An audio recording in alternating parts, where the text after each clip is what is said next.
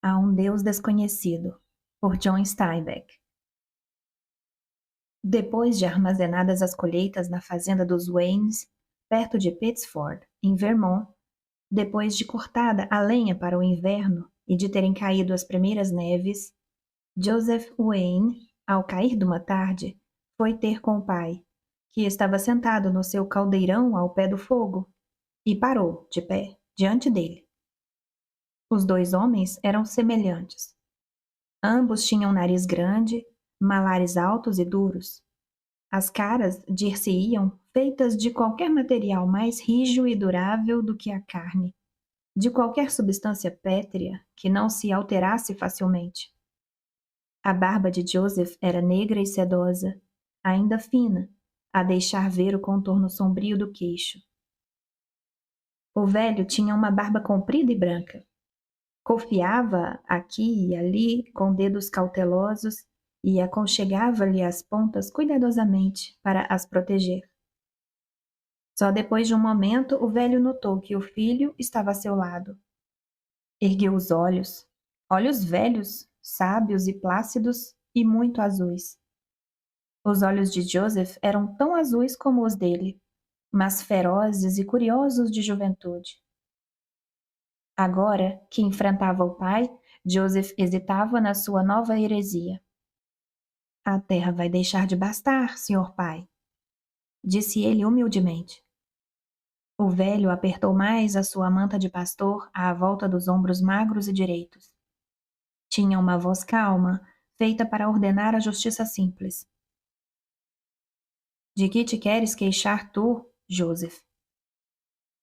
Já sabe que o Bendy namora, pai? Bendy vai casar-se quando vier a primavera, e no outono haverá uma criança, e no verão seguinte outra. A terra não é elástica, senhor. Não chegará para todos. O velho baixou lentamente os olhos para os dedos que se entrelaçavam preguiçosamente no regaço. Benjamin não me contou ainda. Nunca podemos contar muito com ele. Tens a certeza de que ele namora a sério? Os Ramsays assim o dizem em Pittsford, pai. Jenny Ramsay tem um vestido novo e anda mais ereta do que o costume. Vi-a hoje. Não olhou para mim. Ah, então talvez tenhas razão. Benjamin tinha a obrigação de me dizer. Já vê, pai, que a terra vai deixar de bastar para todos. John Wayne voltou a levantar os olhos. A terra chega, Joseph, disse placidamente. Burton e Thomas trouxeram as mulheres para casa e a terra chegou. És a seguir a eles em idade. Devias arranjar uma companheira, Joseph. Tudo tem limite, senhor. A terra só pode sustentar um tanto de gente. Então os olhos do pai tornaram-se mais agudos. Tens alguma zanga com teus irmãos, Joseph? Há alguma questão de que eu não saiba? Não, senhor, protestou Joseph. A fazenda é pequena. Inclinou o corpo espigado para o pai. Estou faminto de terra minha, pai. Tenho lido notícias a respeito do Oeste e da terra boa e barata que tem lá. John Wayne suspirou, cofiou a barba e aconchegou-lhe as pontas. Um silêncio pairou sobre os dois homens, enquanto Joseph, de pé diante do chefe de família, esperava a decisão. Se esperasses um ano, disse o velho por fim. Um ano ou dois nada é quando se tem 35 anos. Se tu pudesses esperar um ano, de certo menos do que dois, eu não me importaria. Tu não és o mais velho, Joseph, mas sempre pensei que serias tu aquele a quem eu daria a minha bênção. O Thomas e o Burton são homens de bem, bons filhos, mas sempre tencionei dar-te a bênção, para que tomasses o meu lugar. Há em ti qualquer coisa mais forte do que em teus irmãos, Joseph. Qualquer coisa de mais seguro e verdadeiro. Mas a terra do oeste está a ser distribuída, senhor. Basta viver lá um ano, construir uma casa e lavrar um pouco, que a terra é nossa. Ninguém pode tornar a tirá-la.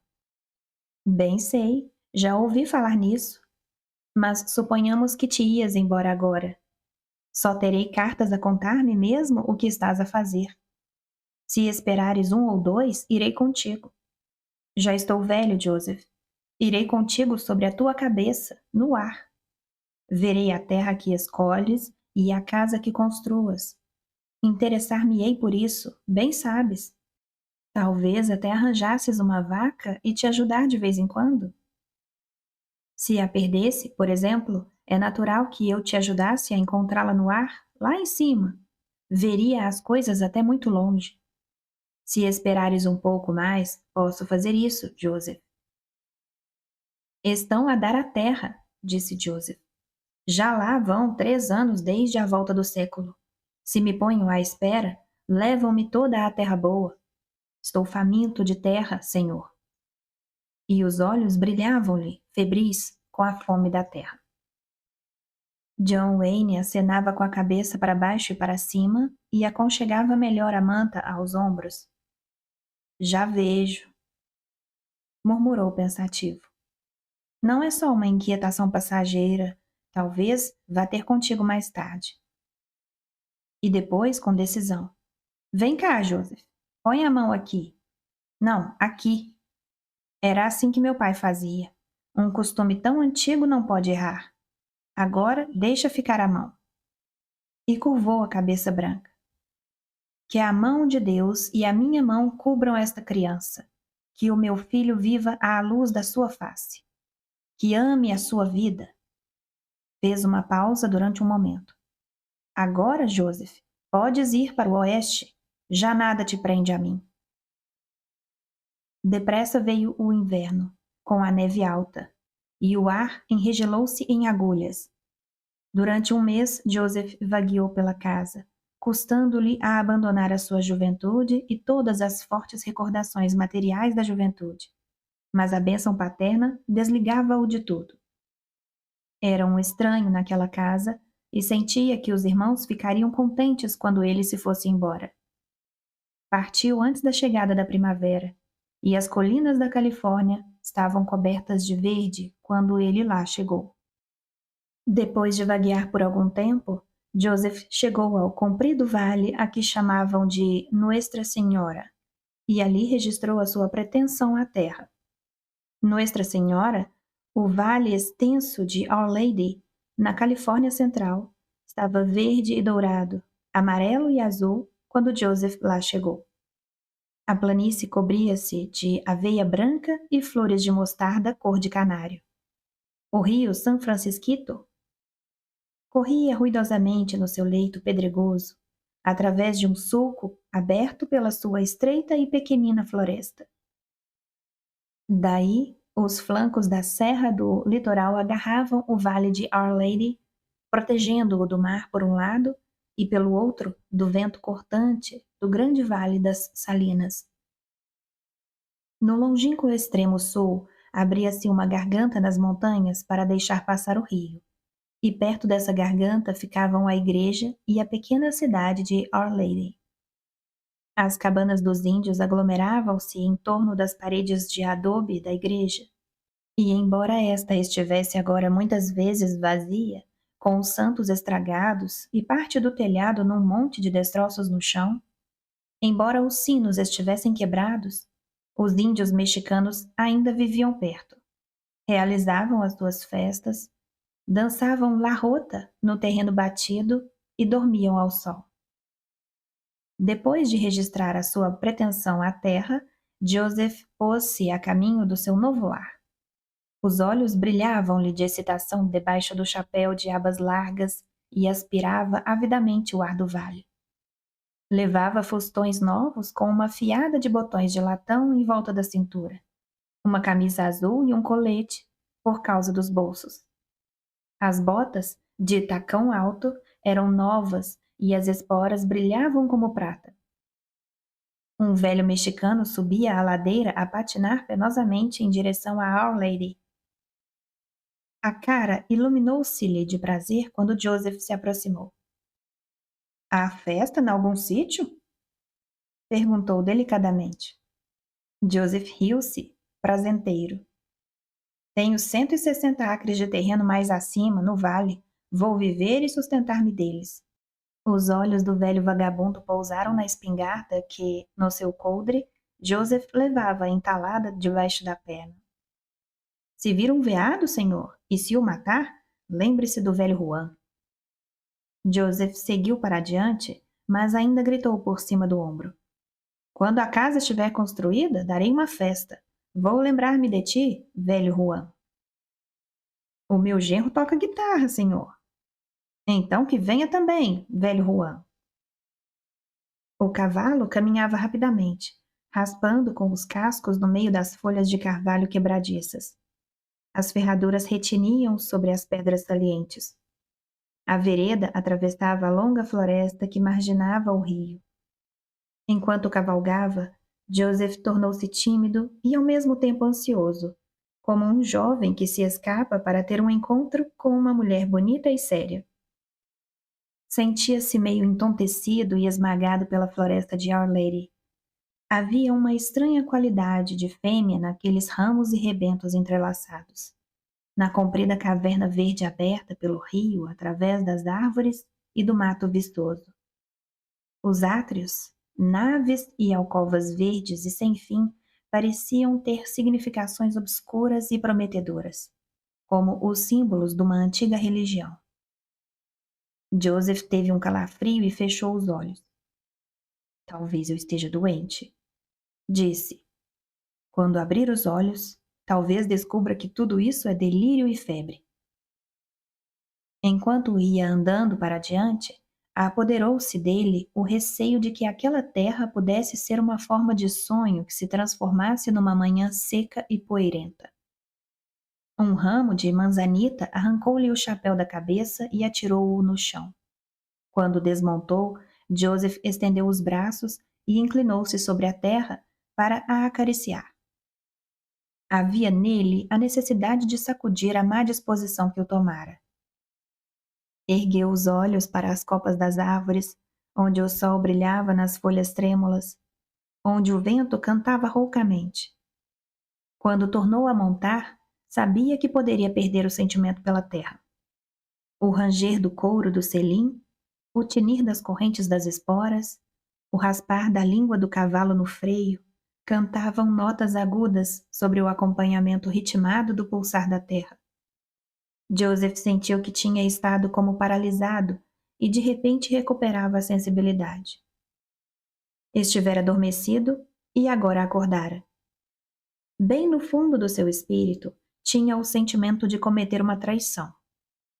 O passado, o seu lar e todos os acontecimentos da sua infância estavam a perder-se, e sabia que tinha para com eles o dever de recordá-los. Esta terra poderia apossar-se completamente dele, se não se acautelasse.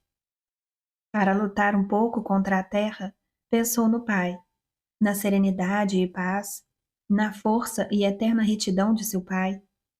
E no seu pensamento, a diferença acabou e ele sentiu que não havia contenda alguma, porque o pai e a nova terra formavam um todo. Joseph assustou-se, então. Ele morreu, murmurou. Meu pai deve ter morrido.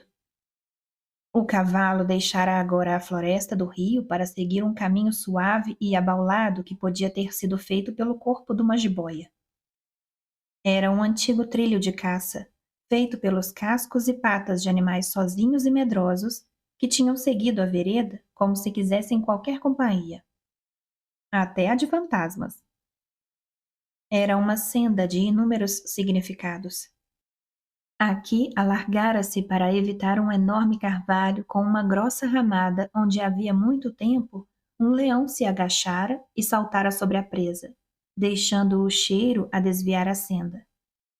Ali mais adiante rodeava cuidadosamente um penedo liso onde uma cobra cascavel costumava aquecer ao sol o seu sangue gelado. O cavalo continuava pelo centro da vereda, atento a todos os avisos. Agora o caminho abria-se abruptamente num largo prado viçoso, a meio do qual um grupo de carvalhos se isolava, como uma ilha verde num lago verde mais claro.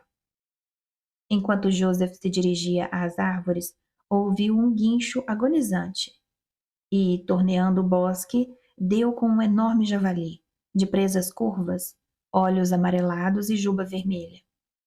O animal, sentado nas patas traseiras, dilacerava os quadris de um leitão que, ainda vivo, grunhia fracamente. Ao longe, uma porca e 5 outros porquinhos fugiam, gritando de terror. O javali parou de comer e abaixou-se quando lhe chegou o cheiro do cavalo de Joseph. Grunhiu e depois voltou ao porquinho, que ainda soltava gritos dilacerantes. Joseph empinou o cavalo. Seu rosto se contraía de raiva e os olhos estavam quase brancos, de tão claros. Maldito sejas! Gritou. Come outras criaturas? Não comas os da tua espécie! Pegou na espingarda e apontou entre os olhos amarelos do javali. Depois baixou o cano e, com a mão firme, pôs a arma no descanso.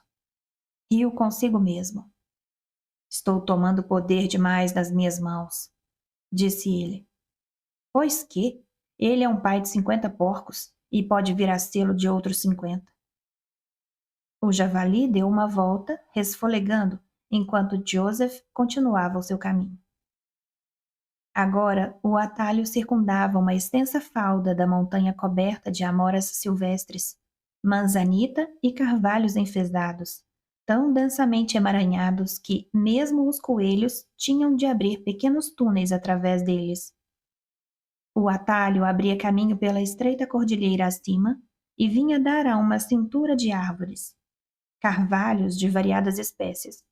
Por entre os ramos aparecia um tênue farrapo branco de neblina que flutuava sobre a copa das árvores. Num momento, um outro fiapo diáfano se lhe juntava, e depois outro e outro. Deslizavam como fantasmas meio materializados, crescendo mais e mais, até que de repente davam com uma coluna de ar quente e se erguiam no céu para se transformarem em pequenas nuvens. Por sobre todo o vale, aquelas nuvenzinhas tênues formavam-se e ascendiam como os espíritos dos mortos, evolando-se de uma cidade adormecida. Pareciam desaparecer contra o céu, mas o sol perdia o calor por causa delas. O cavalo de Joseph levantou a cabeça e resfolegou. No topo da cordilheira havia um grupo de gigantescas madronas, e Joseph, admirado, notou que elas pareciam feitas de carne e músculos. Estendiam os membros musculosos, vermelhos como carne esfolada e contorcidos como corpos supliciados. Joseph pousou a mão sobre um dos ramos quando passou a cavalo e sentiu-o frio, liso e duro. Mas as folhas nos extremos daqueles membros horríveis eram verdes, vivas e brilhantes. Cruéis e terríveis árvores, as madronas, gritam de dor quando as queimam. Joseph alcançou o cume da cordilheira e olhou para baixo, para as terras verdejantes do seu novo lar, onde a aveia brava se movia em ondas prateadas ao vento brando, onde as marchas do tremoço azul se estendiam como sombras de uma noite clara e luminosa, e as papoulas nas encostas dos montes eram largos raios de sol. Parou para olhar os prados extensos em que maciços de carvalhos se erguiam como senhores a dominar a terra. O rio, com a sua cortina de árvores, abria um caminho tortuoso que descia ao vale. A umas 2 milhas de distância via-se, ao lado de um gigantesco carvalho solitário, a mancha branca da tenda que ele deixara para ir registrar a sua pretensão à terra. Muito tempo ali esteve sentado.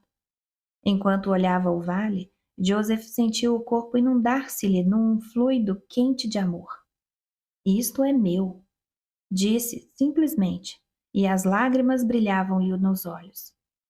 O cérebro encheu-se-lhe da admiração de tudo aquilo ser dele. Sentiu piedade pela erva e pelas flores. Pareceu-lhe que as árvores e a terra eram seus filhos. Por um momento julgou pairar no espaço, a olhar para baixo. É minha, voltou a dizer, e tenho de cuidar dela. As pequenas nuvens acumulavam-se no céu, Uma legião delas apressava-se em direção ao nascente para se reunir ao exército já formado ao nível da montanha. Por cima das serras, ao ocidente, as tênues nuvens marinhas vinham correndo ao desafio. O vento levantou-se e suspirou entre os ramos das árvores. O cavalo descia ligeiramente a azinhaga em direção ao rio, levantando muitas vezes a cabeça. Aspirava o aroma fresco e agradável da chuva que ia cair. A cavalaria das nuvens tinha passado, e uma enorme falange negra vinha a marchar vagarosamente do mar com um ribombar de trovão. Joseph tremia com o prazer da violência iminente. O rio parecia apressar-se no curso para tagarelar, excitado sobre as pedras pelo caminho. E então começou a chuva, gotas grossas e preguiçosas a pingar sobre as folhas. O trovão ressoava como caixotes que rolassem no céu. As gotas tornaram-se mais miúdas e juntas, varriam o ar e assobiavam nas árvores. A roupa de Joseph encharcou-se num minuto. O cavalo brilhava de molhado. No rio, as trutas atiravam-se aos insetos que tombavam, e os troncos das árvores, negros, luziam. O trilho deixava o rio outra vez, e, à medida que Joseph se ia aproximando da sua tenda, as nuvens rolavam para trás, do ocidente para o oriente, como uma cortina de lã cinzenta. E o sol tardio brilhou sobre a terra lavada, reluziu nas folhas da erva e fez faiscar as gotas nos corações das flores silvestres. Em frente da tenda, Joseph desmontou, tirou os arreios ao cavalo e esfregou-lhe o dorso e os membros molhados com um pano antes de o pôr a pastar em liberdade. Ficou de pé sobre a erva úmida, em frente da tenda.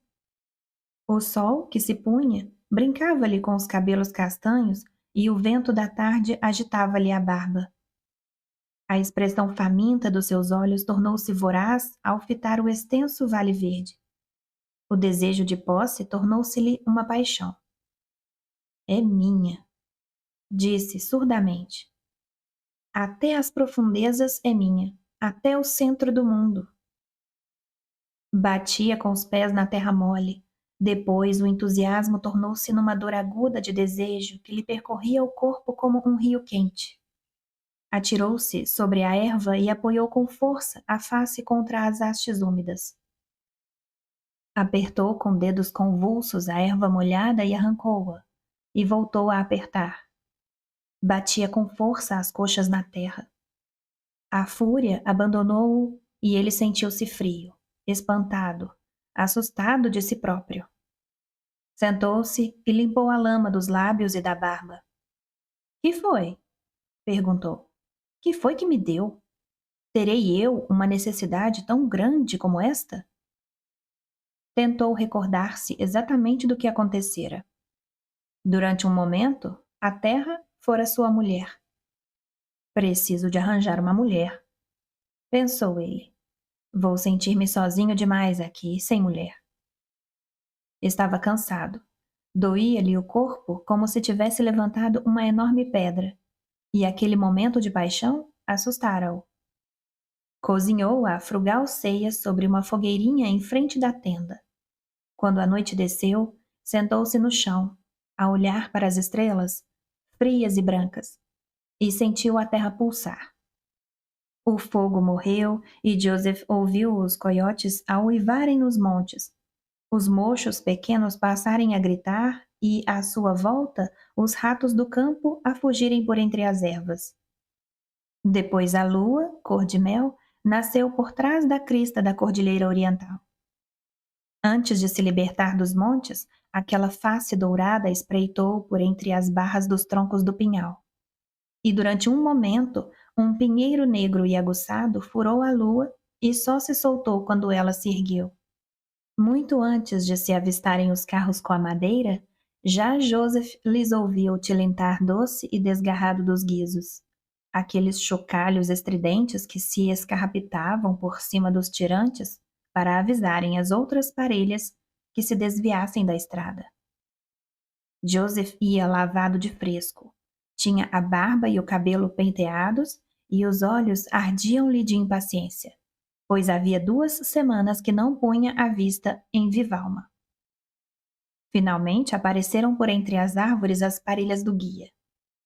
Os cavalos vinham a passo curto e esforçado para arrastarem o enorme peso das pranchas de madeira pela estrada nova e alcantilada. O carreiro-guia acenou com o chapéu e o sol faiscou na fivela da fita. Joseph veio ao encontro da caravana e empoleirou-se no assento ao lado do carreiro do primeiro carro. Um homem de meia idade, de cabelo rente e branco, e de tez queimada e encarquilhada como uma folha de tabaco. O condutor mudou as rédeas para a mão esquerda e estendeu-lhe à direita. Sempre pensei que viessem mais cedo, disse Joseph. Houve alguma novidade no caminho? Não, Sr. Wayne, nada que se possa chamar novidade. Juanito atrasou-se e o meu filho enfiou uma roda num buraco de lama. Ia a dormir, acho eu. Não se pode chamar estrada a estas 2 últimas milhas. Mas ainda serão um dia, disse Joseph. Quando passarem por ela muitas caravanas como estas, vão dar uma boa estrada. Apontou com um dedo. Vamos descarregar a madeira lá, ao pé do carvalho grande. Pelo rosto do carreiro passou um vislumbre de quase presságio. Vai construir debaixo de uma árvore? Não é boa coisa. Pode quebrar-se de noite um desses ramos e desfazer-lhe o telhado e esmagá-lo enquanto vosmecê dorme. É uma árvore forte, assegurou-lhe Joseph.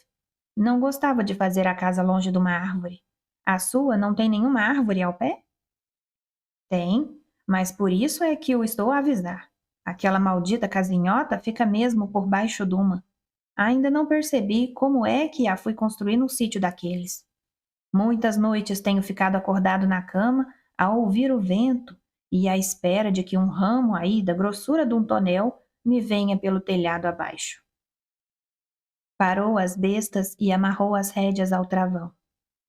Parem mesmo aqui, berrou para os outros carreiros. Quando a madeira estava já no chão e os cavalos, atrelados ao contrário nos carros, comiam a cevada dos sacos amarrados ao pescoço, os carreiros desenrolaram os cobertores nas camas das carroças. Joseph já tinha acendido a fogueira e começava a fazer a ceia. Tirava a frigideira das chamas e voltava ao toucinho constantemente. Holmes, o velho carreiro, achegou-se e sentou-se ao fogo. Vamos começar amanhã de manhã cedo, disse ele. Vamos fazer uma boa corrida com as carroças vazias. Joseph tirou a frigideira do fogo. Por que não deixa os cavalos pastarem um bocado da erva? Em horas de trabalho? Não, a erva não dá coragem. É preciso coisa mais forte para poderem arrancar numa estrada como esta sua. Pouse a frigideira nas brasas e deixe-a ficar lá um bocadinho, se quer ter o toucinho torrado. Joseph franziu o sobrolho. Vocês não sabem fritar toucinho. Fogo brando e bem mexido é o que ele precisa, para ficar torrado sem se desfazer em gordura.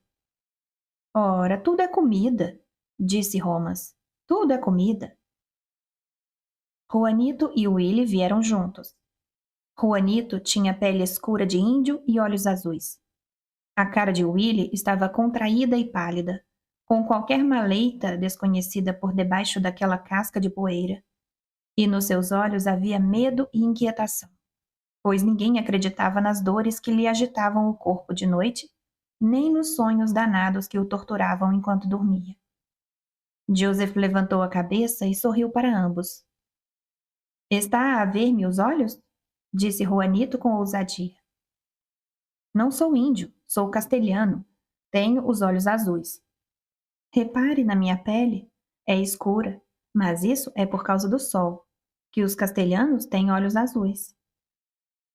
Diz o mesmo a toda a gente, interrompeu o Holmes. Pela-se por encontrar um desconhecido para lhe dizer isto.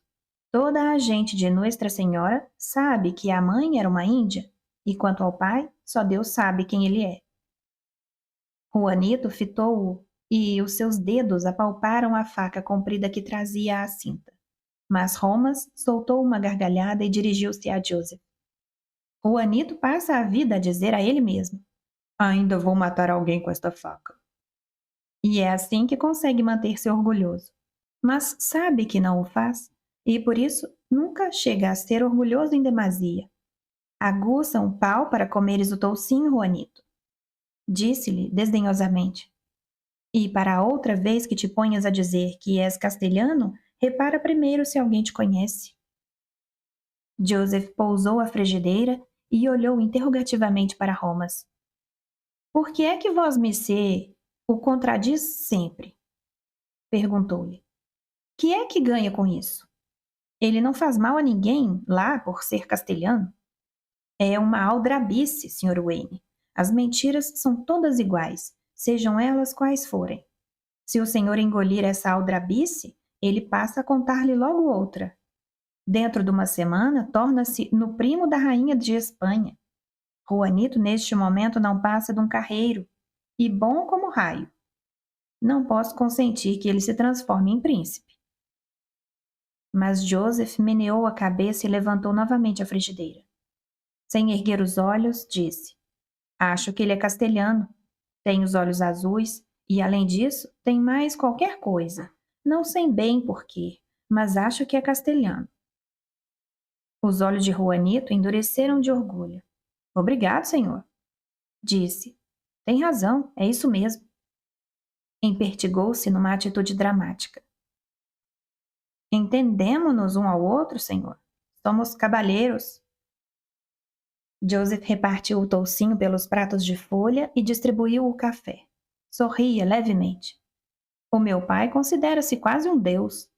E é, não há dúvida. O senhor não sabe o que lhe está a meter na cabeça, protestou Holmes. Depois disto, não sei como vou ter mão nesse cabalheiro. Nem trabalhará. Vai passar a vida a admirar-se a ele mesmo. Joseph soprou o café.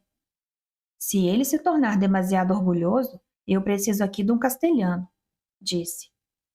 Mas com 1000 diabos, ele é um trabalhador de primeira. Bem sei, disse Joseph calmamente. De um modo geral, os cavalheiros são bons trabalhadores. Não precisam de ser obrigados para fazerem bom trabalho. Juanito levantou-se apressado e sumiu-se na escuridão, que cada vez se ia adensando mais. Mas Willie explicou em nome dele. Foi um cavalo que embaraçou as patas nas rédeas.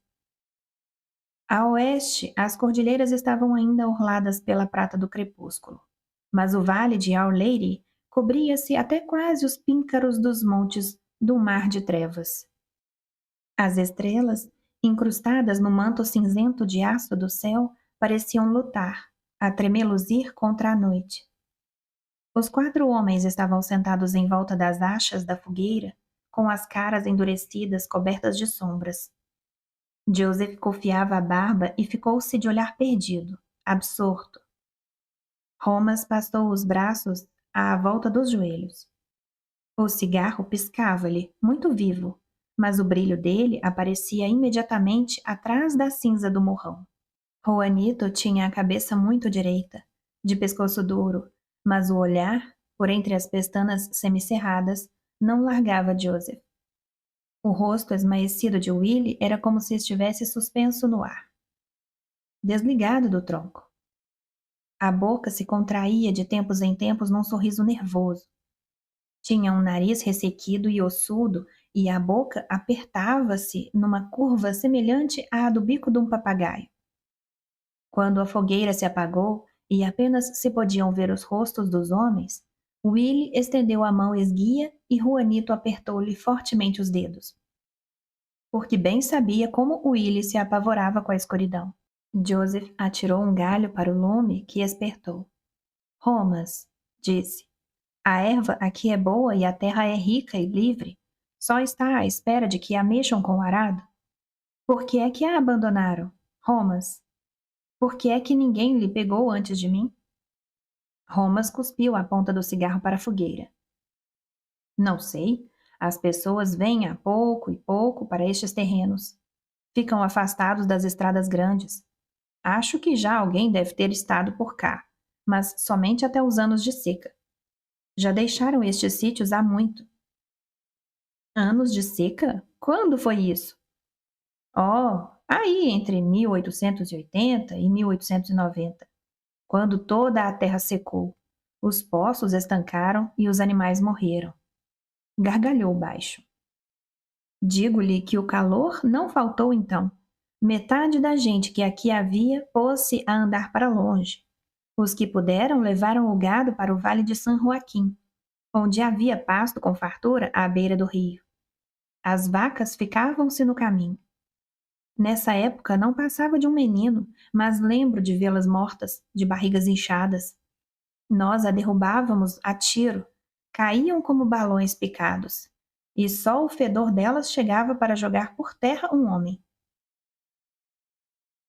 Mas as chuvas voltaram, disse Joseph imediatamente. A terra agora está cheia de água. Ah, bom, a chuva voltou daí a 10 anos. Chuva a cântaros. As ervas começaram a crescer outra vez e as árvores encheram-se de folhas. Andava tudo doido de alegria. Ainda hoje me lembro. A gente de Nuestra Senhora fez uma festa debaixo da chuva, só com uma varandinha para os tocadores de guitarra, para as cordas dos instrumentos não se molharem. Tudo bêbado, a dançar no meio da lama. Embebedaram-se à chuva. E não eram só os mexicanos. O abade Ângelo apareceu e pôs cobro naquilo. Por quê? Perguntou Joseph. Bem, o senhor não sabe o que o povo fazia lá no meio da lama. O abade estava banzado. Dizia que o diabo andava por ali à solta. Afastou o diabo com rezas e obrigou todos a lavarem-se. Deu penitências a toda a gente. O abade zangou-se a valer. Ficou lá até parar de chover. Estava tudo bêbado, não foi o que disse? Tudo bêbado durante uma semana, e fizeram maldades. Puseram-se em pelota. Juanito interrompeu-o. Sentiam-se felizes, os poços tinham estado secos, senhor. Os montes, brancos como cinza. A chuva veio alegrá-los. Não conseguiam com certeza aguentar tanta felicidade e por isso fizeram maldades. A gente faz sempre maldades quando é muito feliz. Oxalá que isso não torne a acontecer, disse Joseph. Bem, o padre Ângelo disse que tudo fora castigo, mas os índios dizem que os velhos se lembram de que já se tinha dado aquilo 2 vezes antes. Joseph levantou-se nervosamente. Não quero pensar nisso. Tenho a certeza de que nunca mais vai se repetir uma coisa assim. Vejam como a erva já está crescida. Holmes espreguiçava-se. Talvez não, mas não se fie muito. São horas de ir à deita. Amanhã temos de nos pôr ao trabalho ao romper do sol. A noite estava já repassada do frio da madrugada quando Joseph acordou. Parecera-lhe ter ouvido um grito estridente enquanto dormia. Deve ter sido uma coruja, pensou ele. Às vezes, os sons aumentam e alteram-se com o sono. Mas ficou de atalaia muito tempo e ouviu chegar até a barraca o soluço de alguém. Enfiou as calças e as botas e espreitou lá fora, por entre os panos da barraca. De um dos carros rompia um choro abafado. Juanito estava debruçado sobre a carroça em que Willie dormia. Que é isso? Perguntou Joseph. À luz indecisa, reparou que Juanito pegava no braço de Willie. Está a sonhar, cochichou Juanito. Há alturas em que não consegue acordar sem eu lhe dar uma ajuda. Outras vezes, quando acorda, julga que o que vê é tudo sonho e que o que esteve a sonhar é que é verdadeiro. Vá, Willie, continuou ele. Vês? Já estás acordado. Sonha coisas do diabo, senhor, e então tenho de o sacudir. Vê? Está com medo. Lá do seu carro, Holmes gritou. Willie come demais. O que ele tem é pesadelos. Está sempre com pesadelos. Vá deitar-se, Sr. Wayne. Mas Joseph aproximou-se mais e viu o terror estampado no rosto de Willie. Não tenhas medo da noite, Willie, disse-lhe. Se quiseres, levanta-te daí e vem dormir na minha tenda. Está a sonhar com um sítio muito seco e morto, com gente a sair de buracos e arrancar-lhe os braços e as pernas, senhor. Quase não há noite nenhuma em que não sonhe com isto. Escuta, Willie, estou aqui ao pé. Olhe, os cavalos estão aqui, a olhar para ti. Willie. Às vezes, senhor, os cavalos fazem que ele durma melhor. Gosta de adormecer no meio deles. Perde-se pelas tais terras mortas, mas fica protegido daquela gente quando tem os cavalos ao pé. Vá deitar-se, senhor, que eu fico aqui com ele um bocadinho. Joseph apalpou a testa de Willie e achou-a fria, como uma laje. Vou fazer um fogo para o aquecer, disse. Não vale de nada, senhor. Ele está sempre frio, nunca consegue aquecer. És um bom rapaz, Juanito. Juanito virou-lhe as costas. Está a chamar por mim, senhor. Joseph passou a mão pelo lombo morno de um cavalo e voltou para a tenda. Para as bandas do poente, o pinhal da colina estendia-se numa linha sinuosa na luz indecisa da manhã que vinha. A erva agitava-se descanadamente à brisa da alvorada. O esqueleto da casa estava já erguido à espera das paredes, uma construção quadrada dividida interiormente em 4 divisões iguais. O gigantesco carvalho solitário estendia um braço protetor por cima do telhado. Daquela árvore venerável brotavam folhas novas e brilhantes, luzidias e amarelo-esverdeadas ao sol da manhã. Joseph fritava toucinho na fogueira, virando fatias sobre fatias. Depois, antes ainda de comer o pequeno almoço, dirigiu-se à sua carroça nova, onde estava o barril da água. Encheu uma bacia e, com as mãos em concha, lançou água pelo cabelo e pela barba e limpou os olhos dos últimos restos do sono. Escorreu a água das mãos e foi almoçar com a cara brilhante de umidade. A erva estava molhada do orvalho, salpicada de faíscas. 3 calhandras, com seus coletes amarelos e casacos cinzentos, saltitavam perto da tenda e estendiam os biquinhos, amáveis e curiosos. De quando em quando, tufavam o peito e levantavam a cabeça, à maneira de êxtase crescente. E depois a cara dele, a ver se as tinha observado e as aplaudia. Joseph levou à boca uma xícara de folha e engoliu o resto do café, deitando as borras na fogueira. Ergueu-se e espreguiçou-se à luz forte do sol antes de se dirigir à construção e levantar a lona que cobria as ferramentas. E as 3 calhandras seguiram-no a correr, parando para cantar desesperadamente, para lhe chamarem a atenção. 2 cavalos, vindos da pastagem, a passo pachorrento, levantaram os focinhos e relincharam amigavelmente. Joseph pegou num martelo e numa saca de pregos e voltou-se, irritado, para as calhandras. Vão caçar minhocas, disse-lhes. Acabem com esse chinfrim. Daqui a pouco também me obrigam a desenterrar minhocas. Toca a andar. Os 3 pássaros levantaram a cabeça meio surpreendidos e começaram numa cantoria em coro. Joseph tirou seu chapéu negro de campônio do alto de uma pilha de madeira e enterrou-o até os olhos. Vão caçar minhocas, resmungou. Os cavalos sopraram de novo e um deles lançou um relincho agudo. Joseph deixou cair nesse instante o martelo, com alívio. E quem vem lá? Respondeu-lhe outro relincho do meio das árvores, para os lados da estrada. E descobriu, no meio do caminho, um cavaleiro, cavalgando a trote cansado. Joseph correu à fogueira, quase apagada, espivitou-a e tornou-a a pôr a cafeteira ao lume. Sorriu satisfeito. Não tencionava trabalhar hoje, disse para as calhandras. Vão apanhar minhocas? Não posso perder tempo com vocês. E foi então que chegou Juanito.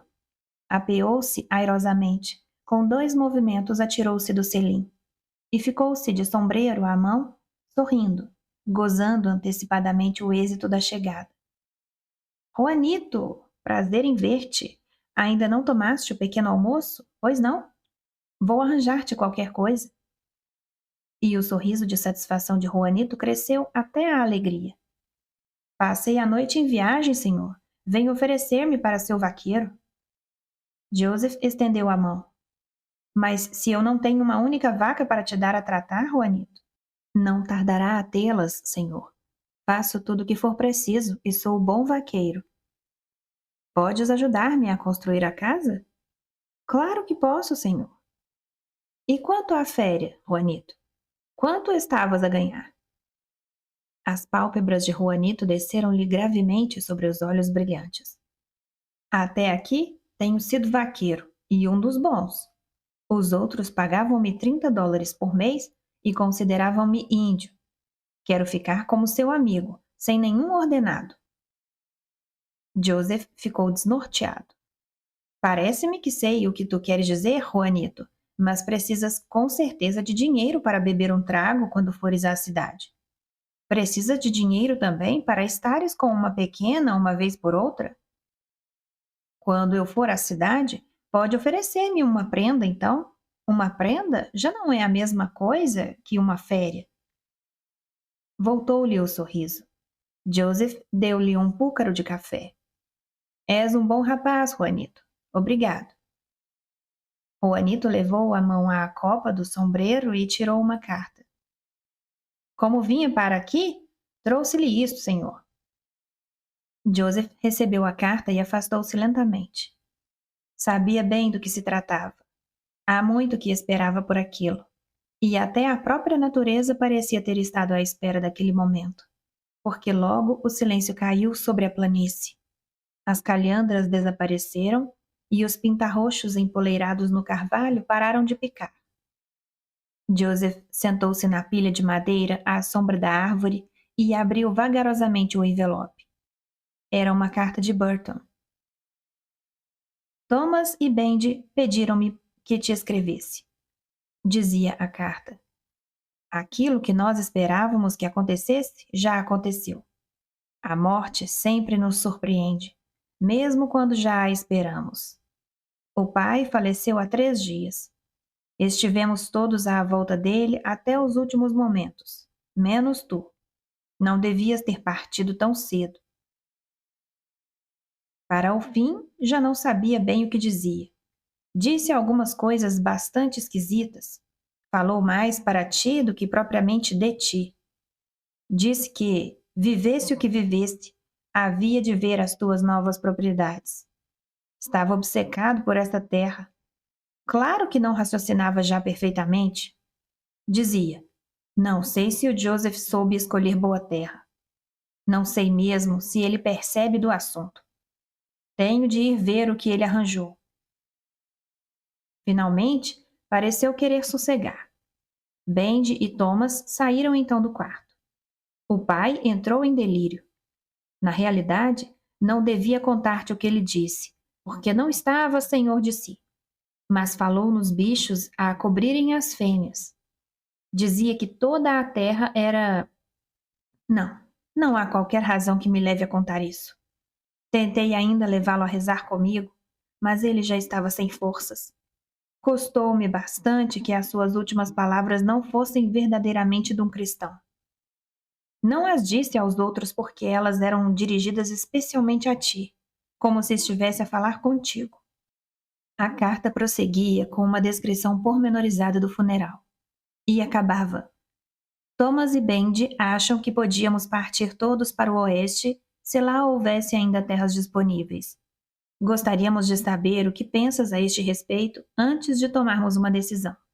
Joseph deitou fora a carta e mergulhou a cara nas mãos. Tinha o cérebro paralisado, mas não estava triste.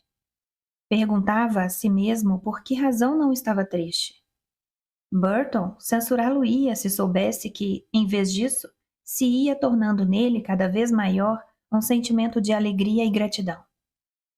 Ouviu de novo os ruídos da terra. As calhandras edificavam torres de melodias cristalinas. Um esquilo guinchava sentado à entrada da toca. O vento sussurrou uns momentos pelas ervas e foi aumentando, mais forte e mais firme. arrastando o cheiro fresco das plantas e da terra úmida, e a enorme árvore estremeceu de vida sob a ventania. Joseph olhou para aqueles ramos velhos e enrugados. Os olhos brilhavam-lhe de gratidão e de compreensão, porque o ser forte e simples que tinha sido o seu pai e que enchera a sua juventude como uma nuvem de paz, tinha encarnado na árvore. Saudou-o com a mão. Disse-lhe baixinho: Ainda bem que veio, meu pai. Só agora sei a falta que me fazia a sua presença. A árvore agitou-se ao de leve. É uma terra esplêndida, vê? Joseph continuou a murmurar. Vai dar-se bem aqui, pai. Sacudiu a cabeça para afastar de vez aquele peso e riu consigo próprio. Em parte por vergonha de seus bons pensamentos, em parte por surpresa de se sentir tão subitamente irmanado àquela árvore. Acho que isto é por causa do isolamento. Juanito vai evitar que isto me dê mais vezes e vou mandar vir os rapazes para aqui. Já dei em falar sozinho. De súbito, sentiu-se culpado de traição. Chegou-se à velha árvore e beijou-lhe a casca. Lembrou-se depois de que Juanito devia estar a observá-lo e voltou-se em desafio. Mas Juanito fitava obstinadamente o chão. Joseph veio ter com ele. Estiveste a ver tudo, com certeza. Juanito continuava de olhar baixo. Não vi nada, senhor. Joseph sentou-se ao lado dele. O meu pai morreu, Juanito. Sinto muito, meu amigo. Mas quero falar-te sobre isto, Juanito, porque és meu amigo. Por minha parte, não tenho de que estar triste, porque o meu pai está aqui. Os mortos estão sempre conosco, senhor. Nunca nos abandonam. Não, disse Joseph com entusiasmo. Mais do que isso, o meu pai está acolá, naquela árvore. É aquela árvore. É estupidez, mas eu quero acreditar nisto. Podes contar-me qualquer coisa, Juanito? Nasceste aqui? Desde que cheguei, desde o primeiro dia que aqui passei, que eu saiba que esta terra está cheia de fantasmas. Parou, indeciso. Não, não é bem assim. Os fantasmas não passam de sombras fracas da realidade. O que aqui vive é mais real do que nós próprios. Nós é que somos fantasmas da realidade deles. Que será então isto, Juanito? Terei eu a cabeça mais fraca depois de 2 meses de solidão? Os mortos nunca desaparecem, repetiu Juanito. Então olhou em frente com um brilho de tragédia nos olhos. Menti, senhor. Não sou castelhano. A minha mãe era índia e ensinou-me coisas. Que coisas? Inquiriu Joseph. Coisas de que o padre Ângelo não gostava nada. A minha mãe contou-me que a terra é nossa mãe e que tudo o que no mundo existe deve a vida a essa mãe e torna depois a ela. Quando me lembro disto, senhor, é que acredito nestas coisas, porque as vejo e as entendo. E só então sei que não sou castelhano nem cabalheiro. Sou índio. Mas eu não sou índio, Juanito, e parece-me agora que estou vendo-as também. Juanito encarou-o cheio de gratidão. Baixou os olhos e ficaram ambos a fitar o chão. Joseph perguntava a si mesmo por que razão não conseguira escapar àquela crença que o dominava. Pouco depois levantou a vista para o carvalho junto da casa em construção. No fim de contas, não interessa, disse bruscamente. Pense eu o que pensar, não é com isso que os fantasmas ou os deuses acabam por morrer. Temos muito o que fazer, Juanito, anda? Disse apressado. Não podemos perder tempo a pensar. E foram-se rapidamente ao trabalho na casa. Nessa noite escreveu aos irmãos.